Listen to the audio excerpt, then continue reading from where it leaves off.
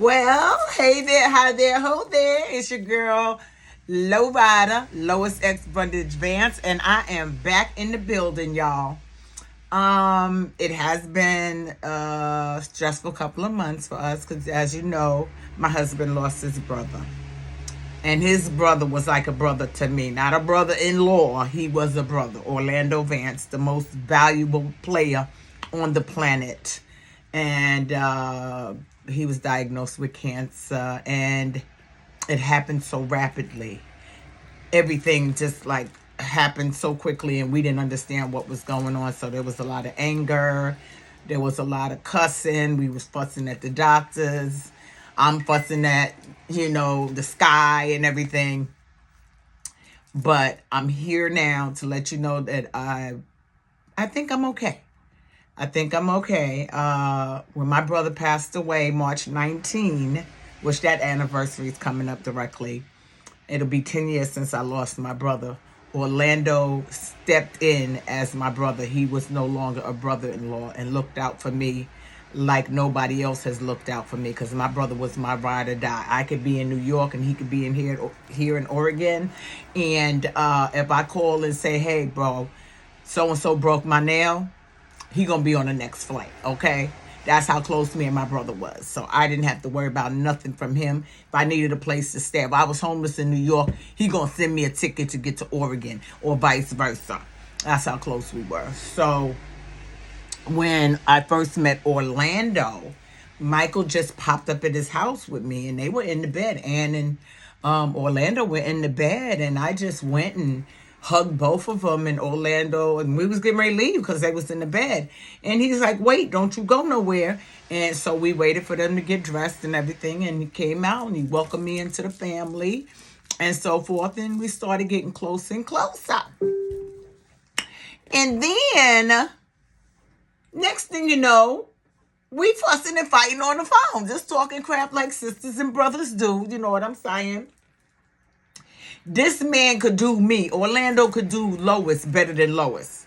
He ain't never been to New York in his entire life, but he will bust out a New York accent based on my accent, okay? He had the neck roll, the hey girl, hey, and all that down pat, and I was loving it because my brother was like, okay, you know what? This is who she is. I'm going to let her be who she is, because Michael's entire family is super quiet, okay? They quiet. Sometimes me and Michael be in the house and don't nobody know Michael here. They hear me because I'm loud. But ain't nobody know Michael in the house. That's how his family is. But Orlando was the gregarious one, although he was quiet. He had an inner spirit that was like me. We twins. We here. We sabbatical. So I'm going to miss my big brother. I just wanted to let you guys know why I was gone and why I have been gone. And I want to thank the guys that did reach out to me. I appreciate you so much, Linda Gamble and, oh my God, Ebony the Best. I'm sorry, Ebony. Please forgive me. Woo, woo. Thank you so much for reaching out to me, guys, and checking on me. And, of course, my girl Pop Wisdom. Her and I talked on the phone. And then Smart Cookie, those guys reached out to me. And then, of course, Queen Sheba, she did reach out in her way. But she checked on me as well. And I do appreciate that, guys. I know everybody has experienced loss and such. But this was such a great loss.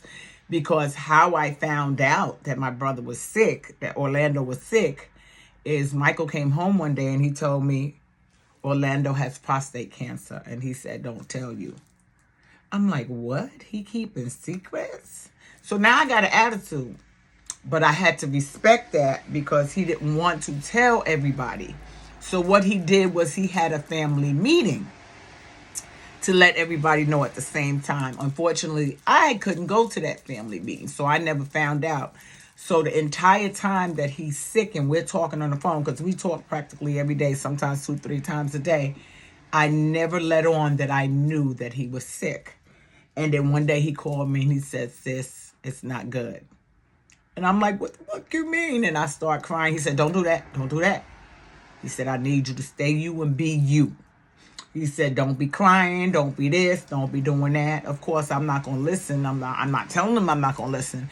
But in front of him, I'm going to be strong for him. And that's what I did throughout our calls after that. But the minute he was gone, it was a wrap. I was emotional. I wanted to beat up everybody. Everybody I didn't like. Okay, let's just say that, because I like everybody. But if I didn't like you, you was getting beat up because I lost my brother. And I did not appreciate it. And then my poor husband. He's the baby. Okay, and Michael's spoiled rotten by his sisters and brothers. And when he lost Orlando, it was, oh my God, it was just... And I've seen my husband cry before. Let's be real clear. I've seen him cry. But this was a cry that, oh my God. You know what I'm saying? But I just wanted to share that with you guys. I don't want to keep getting maudlin on here, because I'm actually here to do a review. And if you stayed this long, I'm happy that you did stay this long to listen to me. But I want to talk about Porsha Williams, Real Housewives of Atlanta. Now, I may lose some friends, and I'm okay with that. I don't think I'll lose friends, because true friends are true friends. For real, for real. And I may lose some subscribers, okay? But the fact of the matter is fuck Porsha, okay? I'm past that 5-minute mark. Fuck Porsha. Porsha has been rewarded for bad behavior since she pulled Kenya Moore's hair. And that's all she did. Let's be real clear. First of all, when her and Kenya first came on the show, and Porsha wanted to honor Kenya, she didn't get her title right. How are you going to invite somebody to honor them and don't do your research on that person? You're just going to come out there and talk crap. And then you put her out of your event. She left your event. See, but this is what people don't want to see. They want to say that Kenya started all this. She left your event. And you followed her to the curb because she wasn't giving you the energy that you wanted. You know, she's like, man, I ain't got time for this. And Kenya left. You asked her to leave. So she did what you asked her to do. Everybody said Kenya's wrong. Kenya's this, Kenya's that, whatever. And let's be real clear. I'm a Kenyan, okay? I am a Kenyan. All right? I never liked Porsha, because Porsha was just rude. She thought because she was young and cute that she could just be rude and run amok. And as the seasons progressed, she did get more and more rude. And then she started getting rowdy. And then y'all motherfuckers gave her a title. Excuse me when I say y'all motherfuckers. I'm talking about the ones that co-signed her being violent on a reality show and saying Porsha will kick your ass. You know, Porsha ain't gonna bust a grape, because you know what's gonna happen? Somebody's gonna jump in and pull her back and save her. Just like Carlos did when she pulled Kenya's hair. Everybody talking about she kicked Kenya's ass. No, she didn't. She pulled Kenya's fucking hair.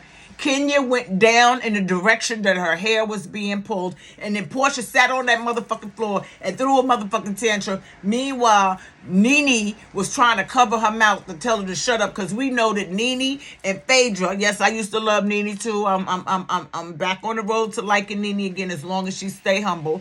But that we not talking about Nene. We talking about Porsha. Nene was trying to shut Porsha up and tell her to be quiet, you know, because Porsha's about to let it out. Y'all motherfuckers set me up. Because she talking about, everybody talking about Kenya abused her because she used the bullhorn and the fan and all of that.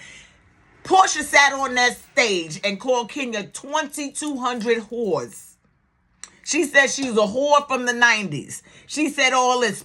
Kenya called Porsha one whore, and Porsha lost her rabbit ass mind. But people don't have, everybody have amnesia. These people have selective amnesia of how all this nonsense started. And then she wants to pretend that she wants to sit down with Kenya, and then she want to make fun of her age and all that stuff. Kenya, again, wants to leave because she ain't got time for the bullshit. And Porsha's like, bye, Ashley. And y'all made that a thing. You could put lotion on your ankles, and so what? Her ankles are ashy. Okay, they didn't look ashy to me that day. But what if they were? And she was still gorgeous as fuck. But y'all made that a thing because she said, bye, ashy. Y'all literally made that a thing. Then after the Kenya debacle, She goes around trying to continue to abuse people on camera and off camera, getting in trouble. And what did y'all do? Y'all continue to reward Porsha for her bad mother flipping behavior. Y'all continue to say, yeah, she that girl. She'll kick your ass. She'll do What? What? So this is the black excellence, huh? That we supposed to get from these women. She bucked up against Cynthia Bailey and a couple of other people and whatnot. Cynthia wasn't having that crap, okay? As quiet as Cynthia is, she wasn't having that. Okay, but Porsha has been arrested severally. But here y'all go, free Porsha, free Porsha. Porsha was freaking wrong, okay? She was wrong as two left shoes. And I don't give a flipping dip what none of y'all say. The people that support her in the negative bullshit that she had been doing on this reality television show and off that reality television show, Real Housewives of Atlanta. I don't support that type of behavior. Okay, but I'm gonna weigh in on Love and Marriage Huntsville and how some of y'all are loving the violence on there against Melody, against one person, but on Real Housewives of Atlanta, y'all are rewarding Porsha for her bad behavior and all the things that she's done. And then she gets a bunch of job offers, no experience, no this. You know, and it's okay if that's what they want to do. If these people want to pay Porsha just to be a bitch, that's fine. Okay? A girl got to make it out here in this world, and I ain't mad about that. Okay? But she was just disrespectful. She's been on a disrespectful world tour against other people, just like Tamar. I think they're twins. Okay? Except that Porsha is a little cuter. She's a dark-skinned girl with a cute self. Porsha is cute. She's very beautiful. Yes, I can say that. But she's a ticking time bomb. Okay? She's a ticking time bomb. It's like she can run amok, but if you do it, then that's a problem for her. And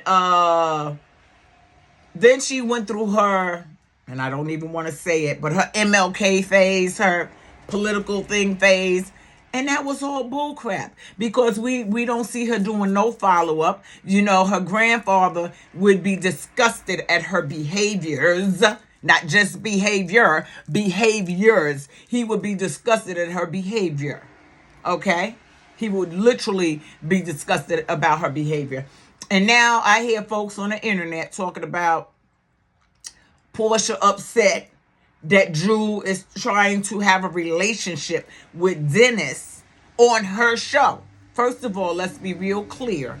It's not Porsha's show. It is Andy Cohen's show. That was not Porsha's concept. Porsha is a guest at Andy's table. And if Andy says it's okay for Dennis to be on the show, then Dennis is sitting at Andy's table, not Porsha's table. So let's really clear that up and stop acting like Porsha is Melody Cherie, because she is not. Okay? Let's be real clear about that.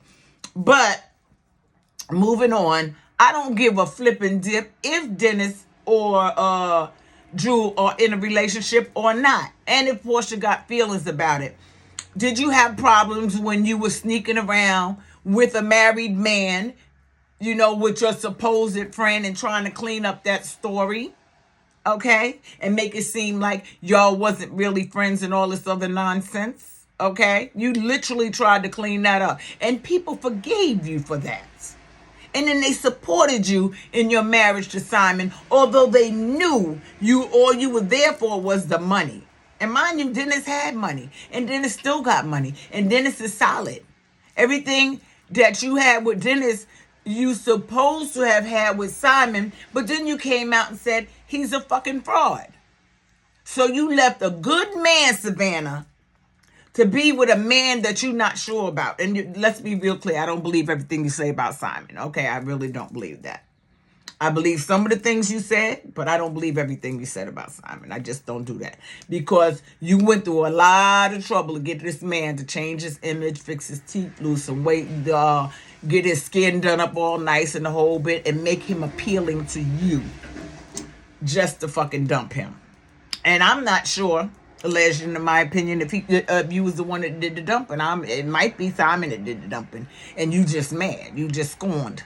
Because you not everything that he thought you was, okay? But you out here spinning your story and everybody supporting you in your lies. Well, let's just be real clear. Lois X Brundage is not supporting your lies. I don't believe you because I have watched you since you first came on the Real Housewives of Atlanta. And it just seems to me that the only thing you were sincere about, and I don't even know if you were sincere about your marriage to Cordell. I really don't. Because the minute y'all got separated and he said he didn't want to be married anymore, you start calling him names. He's gay, I was his beard, I was this. But you were listening to other people because you first of all listened to Nene telling you you should not be doing this and you should be doing that and bam, even though you're married.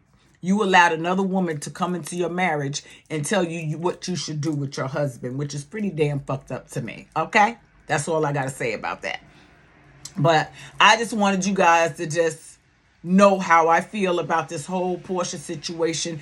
Everybody's blowing up Porsha like she gonna save the show. She can't save the show if she's not gonna be positive. Because we all know Porsha starts off good.